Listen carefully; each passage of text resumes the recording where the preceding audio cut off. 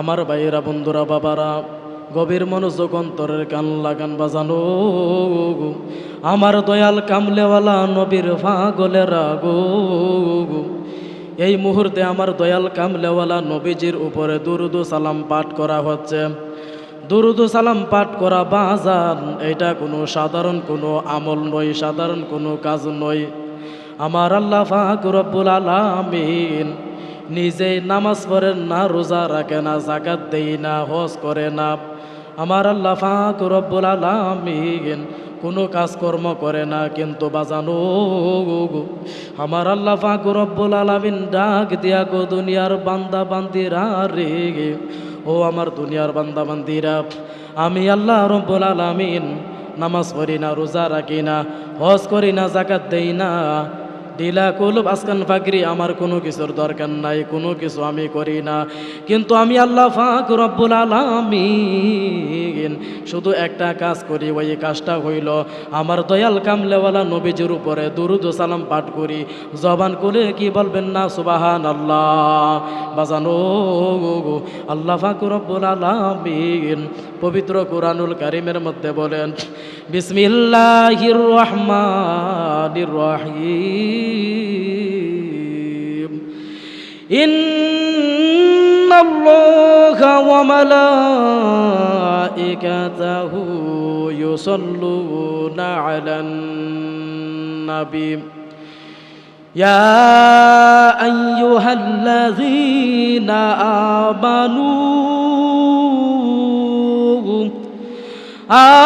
আমানু সাল্লু আলাইহি ওয়া সাল্লিমু তাসলিমা।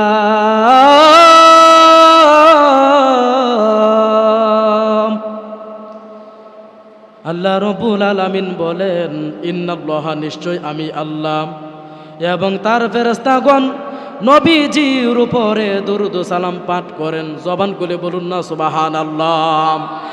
এরপরে গো আল্লাহ পাক রব্বুল আলামিন বলেন, ইয়া আইয়ুহাল্লাযীনা আমানু, হে ঈমানদারগণ, তোমরাও তার প্রতি দুরূদ পাঠ করো এবং যথাযথভাবে সালাম পেশ করো। জবান খুলে বলুন না বাবা সুবহানাল্লাহ। অর্থাৎ আমার আল্লাহ পাক রব্বুল আলামিন এই আয়াতের মধ্যে এই কথাই বোঝাতে চাচ্ছেন যে, ও আমার দুনিয়ার বান্দা বান্দিরা, আমি আল্লাহ পাক রব্বুল আলামিন নামাজ পড়ি না, রোজা রাখি না, হজ করি না, যাকাত দেই না, কোনো কাজকর্ম করি না, কিন্তু আমি আল্লাহ পাক রব্বুল আলামিন আমার অসংখ্য গণিত ফেরেশতাদেরকে লইয়া গো আমার দয়াল কামলেওয়ালা নবীজির উপরে দুরূদ সালাম পাঠ করি। এবং আল্লাহ পাক রব্বুল আলামিন শুধু এই জায়গার মধ্যে শেষ করেন নাই। আল্লাহ পাক রব্বুল আলামিন বলেন, হে আমার ইমানদার বান্দা বান্দিরা, তোমরাও আমার দয়াল নবীজির উপরে দুরূদ পড়ো এবং সালাম পাঠাও। জবান করে বলুন না সুবহানাল্লাহ। এই জন্য বাজানো আমরা সুন্নি মুসলমান যারা নিজেদেরকে সুন্নি দাবি করি, আমরা কি করি? জিকির, দয়াল নবীজির উপরে দুরূদ সালাম পাঠ করি, এমনকি দাঁড়িয়ে কিয়াম করি। কথা কোন ঠিক কিনা বেটি? আজকে আমরা সমাজের মধ্যে গো আমার দয়াল নবীজির উপরে দুরূদ সালাম পাঠ করি, মিলাদ কিয়াম করি। একদল মানুষ আমাদেরকে বেদাত বলে আখ্যায়িত করে। কথা বলুন ঠিক কিনা বেটি? কিন্তু তারা জানে না কোন কারণে আমরা মিলাদ পড়ি, কিয়াম করি। আমরা মন গড়া কোনো মিলাদ করি গো, এটা কোনো আমাদের মন গড়া ইবাদত নয়। আমার দয়াল নবী কামলেওয়ালা নবীজির শানে আমরা কি করি? দাঁড়িয়ে কিয়াম করি। এটাই আমাদের কোনো কি নয়, বানানো কোনো ইবাদত নয়, এটাই আমাদের কোনো মন গড়া ইবাদত নয়। কারণ এই জায়গার মধ্যে গো আল্লাহ পাক রব্বুল আলামিন বলেছেন, তোমরাও দুরূদ পড়ো, সালাম পাঠাও। আমরা কেন দয়াল নবীজিকে দাঁড়িয়ে সালাম দিই কিয়ামের মাধ্যমে? কারণ বাজানো ও গো নবীর পাগলেরা, একটা এক্সাম্পল বোঝানোর জন্য আপনাদেরকে বলছি। মনে করেন আমাদের সামনে যদি কোনো সম্মানিত ব্যক্তি আসে, ওই ব্যক্তিকে আমরা বেশি সম্মান দেওয়ার জন্য, সম্মান দেখানোর জন্য আমরা দাঁড়িয়ে ওই ব্যক্তিকে সম্মান জানাই। কথা কোন ঠিক কিনা বেটি? আমার দয়াল নবী, মায়ার নবীজি, কুল কায়নাতের বাদশাহ, যিনির নামে আল্লাহ পাক রব্বুল আলামিন রহমাতাল লিল আলামিন শব্দ ব্যবহার করেছেন। আল্লাহ রব্বুল আলামিন নিজে হইলেন কি? আল্লাহ হইল রব্বুল আলামিন। তিনির বন্ধুর শানে কি করেছেন? রহমাতাল লিল আলামিন শব্দ ব্যবহার করেছেন। অর্থাৎ আল্লাহ পাক রব্বুল আলামিন যত আলমের রব, তত আলমের রহমত হিসাবে রহমত বানাইয়া আমার দয়াল কামলেওয়ালা নবীজিকে আমার আল্লাহ পাক রব্বুল আলামিন দুনিয়ার মধ্যে পাঠিয়েছেন। এই জন্য আমরা সুন্নি মুসলমান দয়াল নবীজির উপরে আমরা দরুদ ও সালাম পাঠ করি। দাঁড়িয়ে কি করি? এ দুনিয়ার মধ্যে যদি গো একজন ব্যক্তির শানে বেশি সম্মান দেখাতে চাইয়া আমরা যদি দাঁড়িয়ে যদি ব্যক্তিকে সম্মান দিতে পারি, আমার দয়াল কামলেওয়ালা নবীজি, যেই নবীকে আল্লাহ পাক রব্বুল আলামিন সৃষ্টি না করলে গো আল্লাহ বলে লাউলা কালামা খলাকতুল আফলাক, নবী গো ইয়া রাসূল আল্লাহ ইয়া হাবিব আল্লাহ, নবী গো আপনি নবীকে যদি আমি আল্লাহ সৃষ্টি না করতাম, আসমান জমিনের মধ্যে যা কিছু আছে কোনো কিছু আমি সৃষ্টি করতাম না। তাহলে এই কথার দ্বারা বোঝা যায় সব কিছুর মূল আপনার নবী, আমার নবী কামলেওয়ালা নবীজি মোহাম্মদ রাসূল সাল্লাল্লাহু আলাইহি ওয়াসাল্লাম। জবান বলে বলুন ঠিক কিনা বেঠিক? এই জন্য আমরা দয়াল নবীদের শানে আল্লাহর কথা রাখতে যাইয়া, আল্লাহর ওয়াদা আল্লাহর আদেশ পালন করতে যাইয়া আমরা দয়াল কামলেওয়ালা নবীজির শানে বসে বসে মিলাদ করি এবং দাঁড়িয়ে কিয়ামের মাধ্যমে দয়াল নবী মায়ার নবীজিকে কি করে সালাম জানাই। এটাই আমাদের মন করা কোনো ইবাদত না, স্বয়ং আল্লাহ পাক রব্বুল আলামিনের হুকুম। জবান খুলে বলুন ঠিক কিনা বেঠিক? এই জন্য বাজান আমাদেরকে যারা বন্ড বলবে, বেদাতি বলবে মিলাদ কিয়াম করার কারণে, মূলত এই অপবাদ আমাদেরকে দেওয়া হয় না, মূলত এই অপবাদ দেওয়া হয় স্বয়ং আমার আল্লাহ পাক রব্বুল আলামিনকে। কথা বলুন ঠিক কিনা বেঠিক? আজকে তারা গো আমার দয়াল নবীজিকে চিনতে পারে নাই, এই জন্য তারা কি করেছে? কোরআনের সঠিক ব্যাখ্যা তারা জানে না।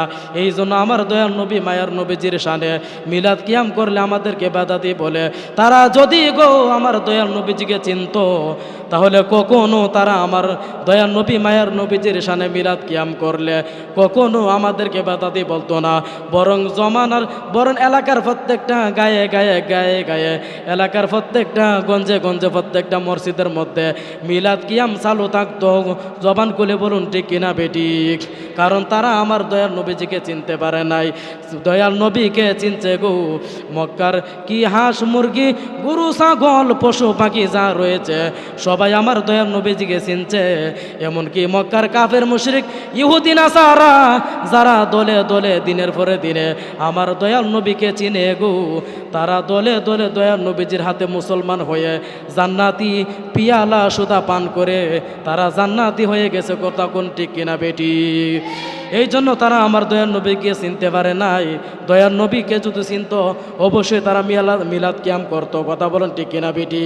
আরে আমার দয়াল নবীকে জানেননি? আমার দয়াল নবী হইল তোমরা চিনহনি গো তারে, যেই নবীর হাতিরে আল্লাহ মাফ করিতে পারে। কথা কোন ঠিক কিনা বেটি? কারণ আমার দয়াল কামলেওয়ালা নবীজির শানে, আমার দয়াল কামলেওয়ালা নবীজির খাতিরে আল্লাহ পাক রব্বুল আলামিন সাইয়্যিদিনা বাবা আদম আলাইহিস সালামকে 350 বছর পরে কি করছেন? দোয়া কবুল করছে। কথা বলুন ঠিক কিনা বেটি? এই জন্য আজকে যদি আমরা দয়াল নবীজিকে বেশি বেশি মহব্বত করি, ভালোবাসি, দয়াল নবীজির শানে বেশি বেশি করে মিলাদ কিয়াম করি, আমার দয়াল কামলেওয়ালা নবীজি আমাদেরকে ভালোবাসবে কিনা? আরও জবান করলে কোন ভালোবাসবে কিনা? এই ভালোবাসা এই দয়াল নবীজির উপরে বেশি বেশি দুরূদ ও সালাম পাঠ করার কারণে, মিলাদ কিয়াম করার কারণে আল্লাহ পাক রব্বুল আলামিন আমাদের প্রতি রাজি এবং খুশি হইব কিনা? আরও জবান খুলে বলেন হইব কিনা? এই জন্য গজলের মধ্যে শায়েরে লেখছে, ও তোমরা চিনহনি গো তারে, যেই নবীর খাতিরে আল্লাহ মাফ করিতে পারে। তোমরা চিনহনি গো তারে, যেই নবীর খাতিরে আল্লাহ মাফ করিতে পারে।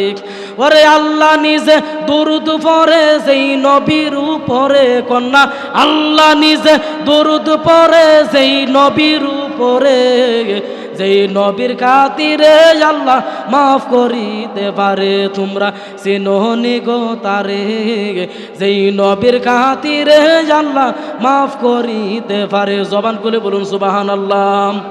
এই জন্য আসুন বাজানো আমার দয়াল কামলেওয়ালা নবীজির উপরে মহব্বতের সাথে তাজিমের সাথে সম্মানের সাথে কয়েক মর্তবা দুরূদ সালাম পাঠ করুন। আল্লাহুম্মা সাল্লি আলা সাইয়্যিদিনা মুহাম্মাদ আল্লাহুম্মা সাল্লি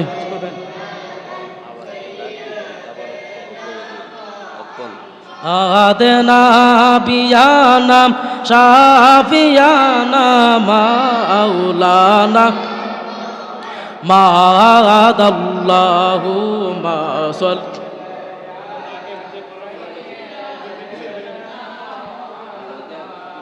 আল্লাহকে মারলো রে মায়ের যতনে রোদন, কে কারিয়া নিল মায়ের কুলের জাদু দোন। আল্লাহকে মারলো রে কন্যাকে মারলো রে মায়ের যতনে রোদন, কে কারিয়া নিল মায়ের কুলের জাদু দোন। আল্লাহকে মারলো রে। আজকের মাহফিলে তো কারবালা স্মরণে কথা কোন ঠিক কিনা বেঠিক? এই জন্য এতক্ষণ আমার দয়ার নবীজির উপরে দুরূদ সালাম মিলাদ কিয়াম করার ফজিলত সম্পর্কে একটা টাচ দিলাম, কারণ এইগুলা সম্পর্কে আমাদের জানা দরকার আছে না নাই? আরো জবান খুলে বলুন আছে না নাই? কারণ বাজান আমার আপনারা যারা মুরব্বী আছেন, আপনারা আমরা এ সময় ছোটো আসলাম, আমরা দেখছি প্রত্যেকটা ঘরে ঘরে মিলাদ কিয়াম হয়েছে, কথা কোন ঠিক কিনা বেঠিক?